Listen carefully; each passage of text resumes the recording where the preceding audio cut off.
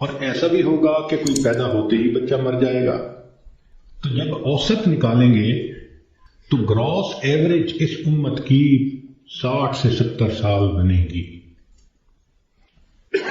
اب جن لوگوں کی زندگی ہے ہی 60 سے 70 سال، تو جو عورتیں 40 سے اوپر پہنچ گئیں وہ اپنی زندگی کے ظہر اثر کا وقت گزار رہی ہیں، اور ظہر اثر کے بعد پھر مغرب ہوتے ہوئے دیر نہیں لگا کرتی۔ ہم نے خود تجربہ کیا ہے کہ کئی کام اکٹھے ہوتے ہیں تو سوچتے ہیں کہ ہم چھٹی کے دن کریں گے، اور چھٹی کے دن جب صبح ہوتی ہے تو دل میں بڑا مان ہوتا ہے، لمبا دن پڑا ہے، کوئی بات نہیں۔ لیکن کام کرتے کرتے جب ظہر گزر جاتی ہے تو پھر بندے کو پینک کنڈیشن ہونی شروع ہو جاتی ہے۔ وہی بندہ جو تسلی میں تھا کہ لمبا دن پڑا ہے، اب ہاتھ پاؤں پھول رہے ہوتے ہیں اور وہ کہتا ہے جی دن تو نکل گیا، جلدی سے کام سمیٹو۔ تو جو 40-50 سے اوپر کی زندگی گزار رہی ہیں، اب وہ ظہر اثر کے وقت میں پہنچ گئی، مغرب ہونے میں دیر نہیں لگا کرتی۔ اس لیے بہتر ہے کہ ہم موت سے پہلے موت کی تیاری کر لیں۔ اللہ رب العزت چاہتے ہیں تو بندے کو ڈاکٹر کے قدموں میں موت دے دیتے ہیں، اور اگر چاہتے ہیں تو بندے کے نام مردوں کی فہرست سے نکلوا دیتے ہیں۔ ہمارے ڈاکٹر صاحب دوست تھے، وہ ایک ہاسپٹل کے ڈائریکٹر تھے، بڑے تھے، 300 بیڈ کا ہاسپٹل تھا۔ تو کہنے لگے کہ ایک مرتبہ میرے پاس لسٹ آئی ان مریضوں کی جو فوت ہو گئے، تو روزانہ میں سائن کرتا تھا تو وہ ڈیڈ باڈیز وارثوں کے حوالے کر دی جاتی تھی۔ تو میں سائن کرنے لگا تو میرے ذہن میں خیال آیا کہ میں ذرا ان کے چہرے تو دیکھ لوں۔ کہنے لگا میں نے چہرے جو دیکھے تو ایک بوڑھا آدمی تھا، ایسی میرے ذہن میں گیا کہ کہیں اس کو فٹ کا دورہ تو نہیں پڑا۔ تو میں نے ٹیکا منگوایا اور انجیکشن اس کو لگا دیا۔ اللہ کی شان، وہ اٹھ کے بیٹھ گیا۔ مردوں کی فہرست میں اس کا نام لکھا جا چکا ہے۔ اللہ تعالیٰ چاہتے ہیں تو فہرست سے نام نکلوا دیتے ہیں۔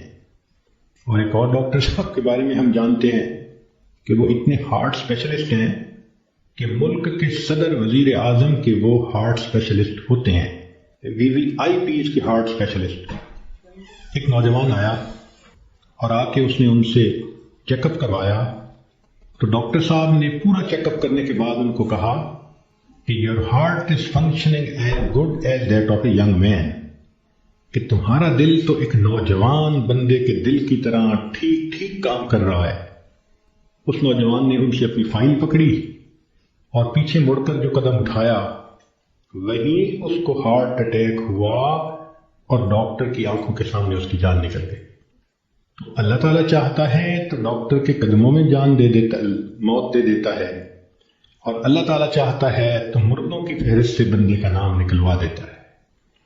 اور کئی مرتبہ انسان موت سے بھاگ کے جا رہا ہوتا ہے اور حقیقت میں موت کے قریب ہو رہا ہوتا ہے۔ چنانچہ سلیمان علیہ السلام کا دربار ہے، ایک شخص داخل ہوا اور اس نے وہاں بیٹھے ہوئے کسی آدمی کو بڑے غور سے دیکھا۔ تو جس بندے کو غور سے دیکھا اس پہ بہت خوف طاری ہوا، اٹھ کے سلیمان علیہ السلام کے پاس آیا، حضرت مجھ پہ بہت خوف ہے اس شخص کا جس نے مجھے غور سے دیکھا، آپ پلیز ہوا کو حکم دیں مجھے دور فلاں جزیرے کے اندر پہنچا دے۔ تو سلیمان علیہ السلام نے ہوا کو حکم دیا۔ اتنے میں آپ نے اس بندے کو بلایا جس نے گھور کے دیکھا تھا، پوچھا کہ بھئی کون ہو؟ اس نے جواب دیا جی ملک الموت۔ تم اسے گھور کے کیوں دیکھ رہے تھے؟ تو کہنے لگے کہ میں اس لیے اس کو غور سے دیکھ رہا تھا کہ اس کی روح تو میں نے فلاں جزیرے کے اندر نکالنی ہے اور یہ آپ کے دربار میں یہاں بیٹھا ہوا ہے۔ تو سلیمان علیہ السلام نے بتلایا کہ اس نے مجھ سے خود ریکویسٹ کی کہ مجھے فلاں جزیرے میں پہنچا دیں۔ ملک الموت نے کہا السلام علیکم، میں بھی اسی جزیرے میں جا رہا ہوں اس کی روح کو قبض کرنے کے لیے۔ بنی اسرائیل کے 5-6 آدمی سفر پہ 7 آدمی سفر پہ جا رہے تھے، اچانک بارش شروع ہو گئی، بجلی چمکنے لگ گئی، اتنی خوفناک بجلی چمک رہی تھی کہ ان کو یہ خیال ہوا کہ آج یہ ہم میں سے کسی نہ کسی کو لے کے جائے گی۔ وہ ایک غار کے اندر چھپ گئے، مگر بارش بھی نہ تھمتی تھی اور بجلی چمکنا بھی نہ رکتی تھی۔ تو انہوں نے فیصلہ کیا کہ بھئی ایسے کرو، ایک ایک کر کے باہر نکلو، جس کو بجلی نے جلانا ہوگا وہ جلا دے گی تو باقی تو سکون کا سفر کر سکیں گے۔ چنانچہ ایک نکلا، بجلی چمکی مگر اس کو جلایا نہیں، وہ واپس آ گیا۔ پھر دوسرا نکلا، خیریت سے واپس آ گیا، تیسرا نکلا، چوتھا نکلا، 6 نکلے اور 6 کے 6 کو بجلی نے نہیں جلایا، ایک باقی رہ گیا۔ سب کہنے لگے کہ تو منحوس ہے، بدبخت ہے، تیری وجہ سے یہ ساری مصیبت آئی ہوئی ہے، نکل باہر۔ اس نے کہا میں نہیں نکلتا۔ سب زور لگا رہے ہیں، کہہ رہے ہیں، لڑ رہے ہیں کہ نکل باہر، وہ کہتے نہیں نکلتا۔ وہ ایسا وہاں پر جمع کہ اس نے کہا جو مرضی کر لو، میں غار سے باہر نہیں نکلوں گا۔ تو کچھ دیر کے بعد ان کے ذہن میں خیال آیا کہ اگر یہ باہر نہیں نکلتا تو ہم تو سب ایک ایک کر کے نکل چکے، چلو ہم نکلتے ہیں اور ہم سفر پہ چلتے ہیں، یہ اندر ہی رہے۔ جیسے ہی وہ 6 کے 6 باہر نکلے، بجلی چمکی اور 6 کے 6 کو موت آ گئی۔ اب یہ سب دھکیل رہے تھے 7ویں کو، اور ان کو یہ نہیں پتا تھا کہ موت کا وقت تو ہمارا قریب آ چکا۔ کہتے ہیں کہ 2 چور کسی گھر میں آئے چوری کرنے کی نیت سے، تو ایک بڑھیا اور بوڑھا کمرے میں سوئے ہوئے تھے۔ انہوں نے ان دونوں کو رسیوں سے باندھ دیا چارپائیوں کے ساتھ، اور دونوں کی چارپائیاں اٹھا کر صحن میں رکھ دی، منہ پہ ٹیپ لگا دی، تاکہ ہم کمرے میں تسلی کے ساتھ سامان کو کھولیں گے اور قیمتی سامان کو لے جائیں گے۔ جیسے میاں بیوی کی چارپائیاں انہوں نے صحن میں رکھی، یہ کمرے کے اندر گئے کہ ہم چوری کرتے ہیں۔ اچانک کمرے کی چھت گری اور یہ دونوں چور دب کر مر گئے۔ محلے والے آ گئے، شور ہوا تھا۔ اب وہ حیران کہ میاں بیوی تو رسیوں سے بندھے ہوئے ہیں۔ ان سے پوچھا بھئی تمہیں باہر کس نے نکالا؟ تو ہمیں تو پتہ نہیں، ہم تو اندر سوئے ہوئے تھے۔ ان کو کھولا گیا، جب ملبہ ہٹایا گیا تو اس کے اندر 2 چوروں کی لاشیں دبی ہوئی تھیں۔ پتہ چلا کہ چور ان کو نکال رہے تھے کہ ہم چوری کریں گے، اور ان کو یہ نہیں پتا تھا کہ ہم اپنی موت کا خود انتظام اپنے ہاتھوں سے کر رہے ہیں۔ تو انسان کئی مرتبہ موت سے دور بھاگتا ہے اور حقیقت میں وہ موت کے قریب سے قریب تر ہو رہا ہوتا ہے۔ اس لیے ہمیں چاہیے کہ ہم موت کی تیاری کریں۔ مہلت ہر ایک کو ملی ہے، کسی کو کم، کسی کو زیادہ۔ اس مہلت سے جو فائدہ اٹھائیں وہ خوش نصیب انسان ہے۔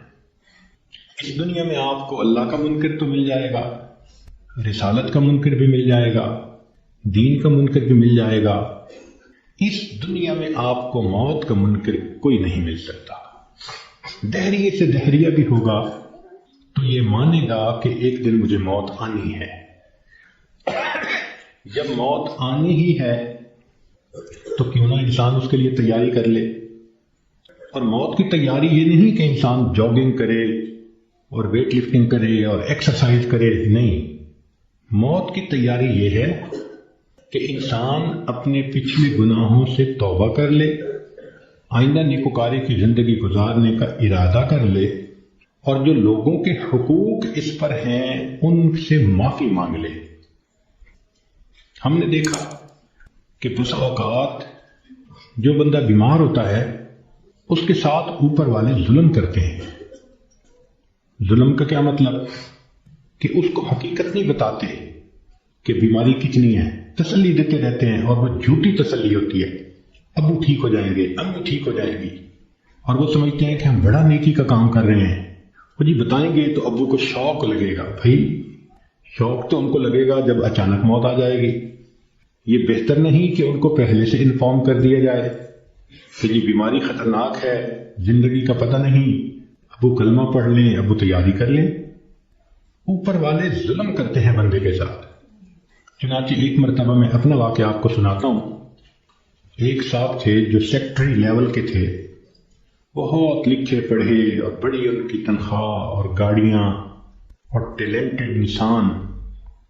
ان کی ریٹائرمنٹ ہوئی تو وہ بیمار ہوئے تو ہاسپٹل میں تھے. گھر آئے تو ہم ان کی طبع پرسی کے لیے حاضر ہوئے. تو جب اس کے بڑے بیٹے نے مجھے دیکھا تو کہنے لگا حضرت صاحب میرے ابو کے لیے دعا کر دیں. ڈاکٹر نے تو ہمیں جواب دے دیا ہے اور کہا ہے کہ بس ہفتے 10 دن کی بات ہے، ان کے اندر کینسر پھیل چکا. لیکن ہم نے ابو کو نہیں بتایا. آپ بھی پلیز ابو کو نہ بتانا. میں خاموش رہا. خیر اندر گئے، ملاقات ہوئی. تھوڑی دیر کے بعد میں نے انہیں کہا جی کہ مجھے آپ سے کوئی بات کرنی ہے. تو انہوں نے سب کو جانے کا حکم دے دیا کہ بھی کمرے سے جاؤ، میں حضرت جی سے کوئی بات کرنا چاہتا ہوں. جب وہ اکیلے ہو گئے تو میں نے ان سے بات کی کہ دیکھیں زندگی کا کوئی بھروسہ نہیں، کوئی نہیں جانتا کہ کب موت آئے گی.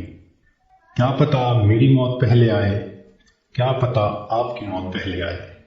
ہم نے آنکھوں سے دیکھا ہے بوڑھا باپ جوان بیٹے کی لاش کو دفن کر رہا ہوتا ہے، اور کئی مرتبہ جوان باپ اپنے نوزائیدہ بچے کی لاش کو دفن کر رہا ہوتا ہے. تو یہاں کیا بھروسہ زندگی کا؟ کہنے لگے بالکل صحیح بات ہے. میں نے کہا کہ بات یہ ہے کہ آپ کی جو رپورٹیں ہیں ان سے پتہ چلتا ہے کہ آپ کے اندر کینسر بہت پھیل چکا اور ڈاکٹروں نے ہفتہ 10 دن کا وقت دیا ہے، تو بہتر یہ ہے کہ آپ تیاری کر لیں. یہ بات سنتے ہی اس کی آنکھوں میں چمک آ گئی اور وہ مجھے کہنے لگا کہ حضرت صاحب آپ نے سچ کہا. یہ سارے لوگ مجھے جھوٹی تسلیاں دے رہے تھے، مجھے کنفیوز کر رہے تھے. میرا دل کہتا تھا کہ میری بیماری خطرناک ہے، اور یہ اوپر والے کہتے تھے، رپورٹ بھی نہیں دکھاتے تھے، کہتے تھے بس ٹھیک ہو جائے گا، آپ فوراً ٹھیک ہو جائیں گے. تو اللہ آپ کا بھلا کرے، آپ نے مجھے بتا دیا. میں نے تو اب اپنے پوتے پوتیوں کو نواسے نواسیوں کو دیکھ لیا. کتنا بندے نے رہنا ہوتا ہے، تو چلو مجھے اندازہ تو ہو گیا. اب یہ کہہ کر انہوں نے دروازہ کھلوایا. جب بیٹا آیا اور اس کو پتہ چلا کہ حضرت صاحب نے تو بتا دیا میرے ابو کو، تو میری طرف دیکھنے لگے. میں نے ان کو کہا کہ بچے غصہ نہ کرو، میں نے تمہارے ساتھ بھلا کیا ہے. اللہ کے اس بندے نے سارے گھر والوں کو بلایا اور ان کو کہا کہ دیکھو بھائی میری بیماری کی یہ حالت ہے کہ میرے پاس صرف 6-7 دن ہیں. اب ایسے کرو کہ جو میری زمینیں تھیں، جائیدادیں تھیں، مکان تھے اور وہ میرے نام تھے، سارے نکالو. میں اپنی وراثت کو بچے اور بچیوں میں شریعت کے مطابق تقسیم کرتا ہوں تاکہ میرے بعد جھگڑے نہ ہوں. لو جی 2 دن میں انہوں نے سب جائیدادوں کا بچوں کے نام انتقال کروا دیا تاکہ بچوں کے جھگڑے نہ ہوں آپس میں. پھر اس کے بعد انہوں نے کہا کہ میرا جی چاہتا ہے کہ میرے بچوں کے آپس میں رشتے ہوں. تو کچھ رشتے تھے جو انہوں نے پرپوز کیے اور ان کی وجہ سے انہوں نے آپس میں ہاں بھی کر لی. پھر تیسرا کام انہوں نے یہ کیا کہ کچھ رشتے داروں کی آپس میں ناراضگیاں تھیں. ان کو بلایا اور کہا کہ دیکھو بھائی میں مہمان ہوں، میرے دل کی تمنا ہے کہ میں تمہیں آپس میں ایک دوسرے سے سلو کرتا ہوا دیکھوں. چنانچہ 15-20 سال سے جو ایک دوسرے سے رشتے دار نہیں بولتے تھے، گھر آنا جانا نہیں تھا، انہوں نے ان سب میں سلو کروا دی. پوری برادری اتنی خوش تھی ان تمام باتوں پہ کہ جی اس بندے نے اتنا اچھا کام کر دیا، یہ ہماری برادری کا بڑا تھا، سب میں جوڑ پیدا کر دیا. پھر اللہ کی شان 1 ہفتے کے بعد اس کو موت آ گئی. اب اس کا بیٹا جب کبھی ملتا ہے کہتا ہے حضرت جو احسان آپ نے ہم پہ کیا ہم اس کا بدلہ نہیں چکا سکتے. تو کیا ضرورت ہے بیمار آدمی سے چھپانے کی جبکہ اس کی بیماری اتنی خطرناک سٹیج تک پہنچ چکی ہو. ہم مسلمان ہیں، یقین ہے کہ ہم نے جانا ہے. تو اس بندے کو غفلت میں موت آئی اور وہ کلمہ بھی نہ پڑھ سکا تو پھر اس کو دکھ ہوگا نا، بتانے سے تو دکھ نہیں ہوتا. تو اس لیے شریعت نے کہا کہ جب کسی کو موت آنے لگے تو اس کو کلمے کی تلقین دیا کرو. ہم نے یہ دیکھا ہے کہ ادھر بندے کے آخری لمحہ ہوتا ہے اور ادھر بیوی جو ہے آگے بڑھتی ہے اور بیٹی کو کرتی ہے آپ نے پہچانا اسے، یہ کون ہے؟ یہ دیکھو یہ تسنیم آئی ہے، یہ دیکھو یہ پروین آئی ہے. حالانکہ وہ لمحہ اس بندے کے لیے اللہ کے ذکر کا وقت ہوتا ہے، یکسوئی کا وقت ہوتا ہے۔ تو یہ مسئلہ سمجھ لیں کہ جب کسی مریض یا مریضہ کو دیکھیں کہ اب آخری لمحے ہیں، مت تعارف کریں اور کروائیں۔ ساری زندگی اس کو تعارف ہوتا رہا، اب تو رب سے تعارف ہونے کا وقت ہے۔ اب کیوں اس کو غافل کرتے ہیں؟ کیوں اس کی توجہ کو ہٹاتے ہیں؟ کہتے ہیں کہ ایک بزرگ تھے، 3 سال کی بیٹی تھی، حفصہ اس کا نام تھا۔ ایک دن ان کے اوپر ہارٹ اٹیک ہوا اور وہ اسی کنڈیشن میں آنکھیں بند کر کے اللہ سے لو لگا کے پڑے ہوئے تھے۔